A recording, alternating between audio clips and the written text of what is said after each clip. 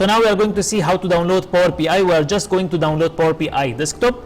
We don't need now to think about Power BI Surface at all. We don't need even to create an account with Power BI Surface. Or what we need to do is to go ahead and install Power BI Desktop, because that is the tool which is going to help us to create our visual reports. After we create visual reports, then we can share it and publish it with Power BI Surface. But for now, we just need to download Power BI Desktop, which is a free of cost, which is again free of cost.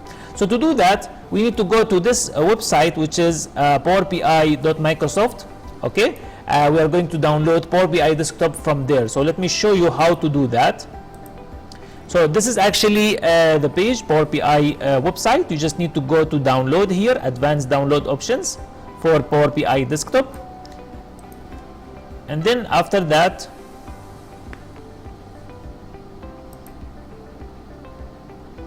you just need to choose your language and then choose the software language and then hit download.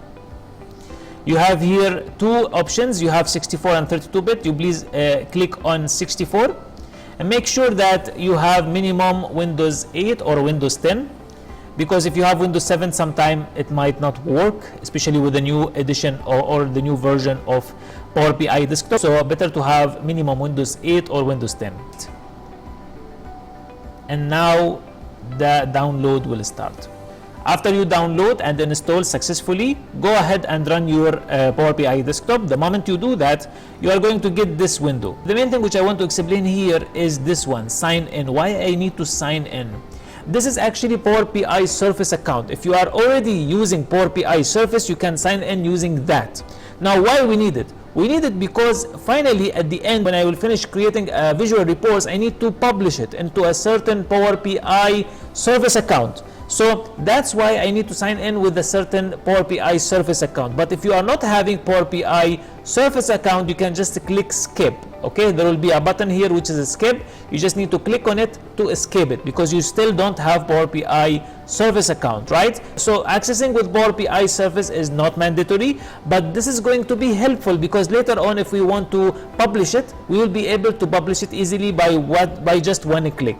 So for now, you just need to click escape. But later on, the moment you have Power BI Surface account, you can access Power BI Desktop by logging in with your Power BI Surface. So this is going to make all the settings clear and ready for you to just click publish, and then immediately it's going to publish your report, visual reports, into Power BI Surface.